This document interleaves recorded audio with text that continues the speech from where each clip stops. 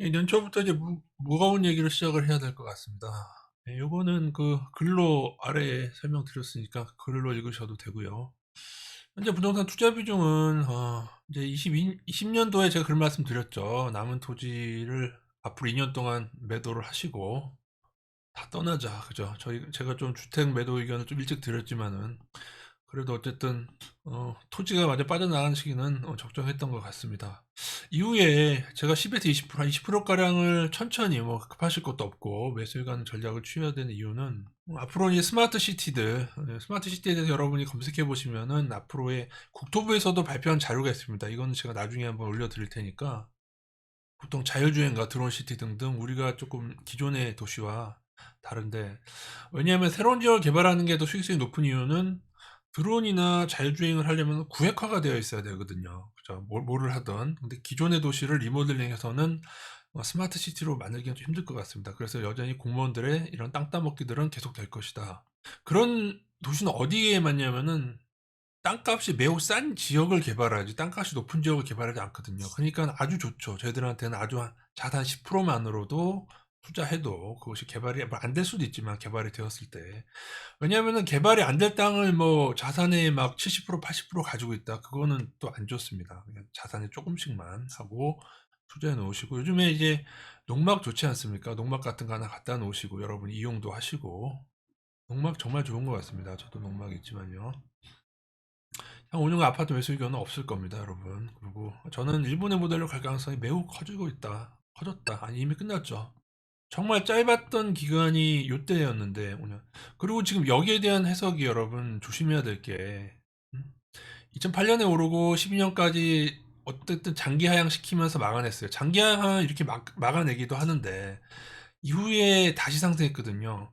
제가 볼 때 이때의 버블조차 제대로 교정이 안 된 상태에서 다시 올랐기 때문에 이후에는 여러분 덜 떨어지는 예전처럼 또 조금 떨어지다가 5년 떨어지다가 오른다고 생각하실 게 아니고 여기서는 이거는 원리입니다, 여러분. 이 버블에 대한 것의 원리는 이 아래까지 각오를 하셔야 됩니다. 이게 근데 여러분 장기 하향과 요 다음번에 할 얘기는 요게 중요합니다. 장기 하향과 급락하는 여부는 장기 하향의 여부가 성공 열쇠가 된다. 이게 무슨 말이냐면 너무 많이 봐서 지겨운 그래프 급락하게 되면은 이렇게 됩니다. 그냥 급락하게 될 경우에 대한 게 이건데 이거를 장기 하향을 시키면 어떻게 되냐면은 장기 하향을 시키면은 그죠?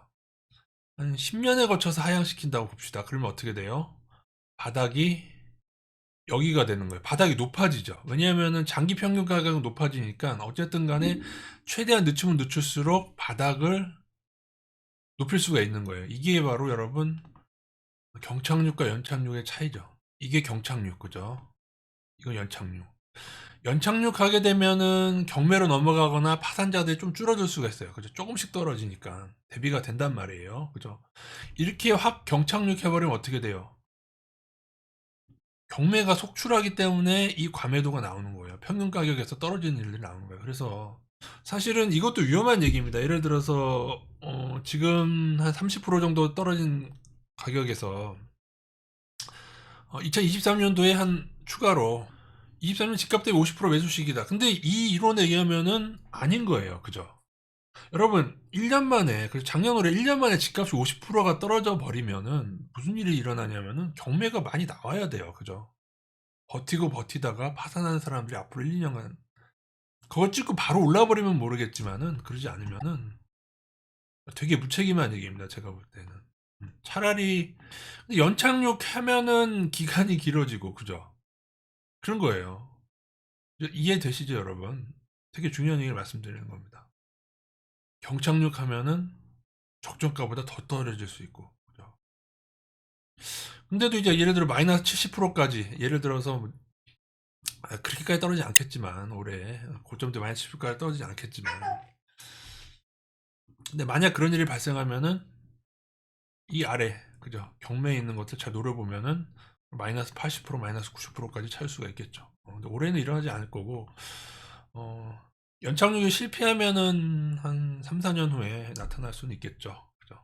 여러분 올해의 급락은 제가 늘 말씀드렸지만 실거래가로 붕붕 띄운 그걸 갭투자 개념이 아니라 그걸 갭상승이라고 합니다. 실거래가로 붕붕 띄운 이러한 급등이 바로 무너지는 현상이 나온 거지 이후에는 어쨌든 정부에서 좀 부양을 하면서 조금은 늦추려고 하기 때문에 약간은 완만해지지 않을까, 하락하더라 아니면 좀 버티거나 소폭 오르기도 합니다, 여러분.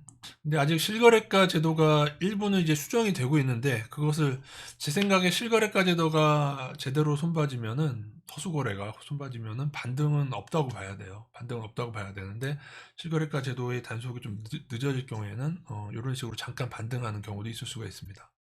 이후에는 이렇게 될지 아니면 이렇게 될지는 정부의 정책에 따라서 바뀔 걸로 보고 있습니다. 굳이 예상을 해보라면은 저는 어,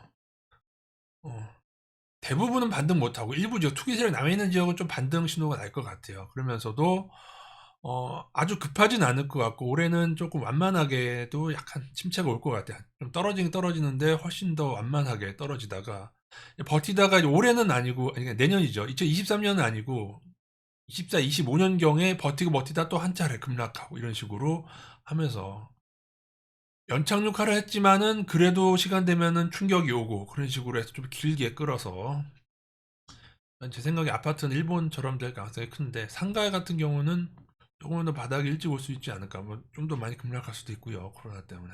영상으로 설명드릴 건 요 내용 정도고, 뭐 나머지 건 읽어보셔도 되는데, 그죠? 아까 요 얘기입니다, 그죠? 만약에 요거는 따져봐야죠. 유동인구가 많은 지역의 상가는 여러분, 월세가 월세를 높게 받을 수 있다면은, 그죠? 그런 지역들은, 그리고 코로나가 좀 완화가 돼야겠죠. 더 심해지는데 그러긴 힘들 거고요, 그죠? 요거는 코로나 영향에 따라서 나중에, 근데 왠지 제 생각에 상가 매수 의견이 좀 더 먼저 나오지 않을까, 제가 몇 년 후가 되든 당장 2023년 아닐 거고요.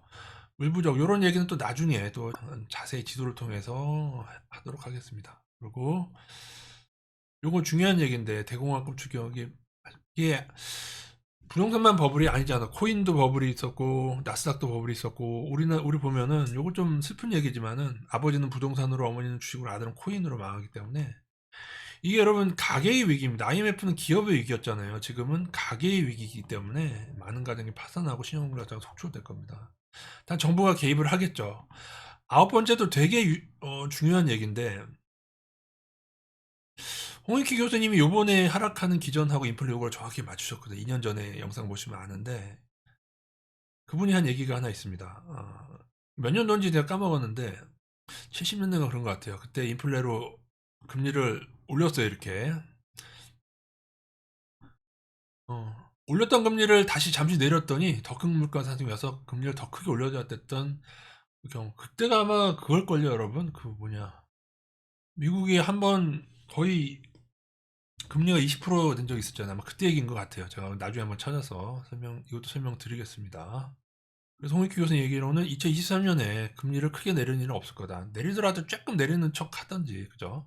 그러다가 다시 올리던지, 아니면 동결하든지 정도지, 조심해야 된다는 말씀 하시더라고요. 그래서 각자 고생하시고, 빚이 있는 사람은 줄이시고, 빚 없는 사람은 여러분, 요것도 좀, 어려워지는 사람들이 친구한테 돈을 빌리겠죠. 근데 여러분, 이게 대출 이자나 그런 거를 돈을 꿔서 냈을 때, 대출 이자가 아니라 이제는 원금까지 같이 해서 내야 되기 때문에 이제 자신이 파산 안 당하는 친구도 막 꾸겠죠. 근데 이게 여러분, 빠른 시일 내에 결단 내야 됩니다. 이 사람 주위 사람들 돈 같이 말려 들어갑니다. 그렇기 때문에 차라리 여러분, 친한 친구 어려워졌을 때 생활비를 도와주는 게 낫지. 섣불리 저런 거 미리 꿔줬다가, 그죠? 그 돈까지 같이 은행으로 넘어가 버리면 그 사람 파산해서 못 받잖아요. 친구 대출이자나 친구 대출 원금 일부 대신 갚아줄 수, 갚아주면 다 갚아줄 수 있으면 갚아주던지, 그런 거 아니면은 앞으로 공학금 위기에서 많은 사람들이 시간차로, 연도별로 버티다 파산한 일들이 일어날 것입니다. 주식 예측은 또 나중에 따로 해드리도록 하겠습니다.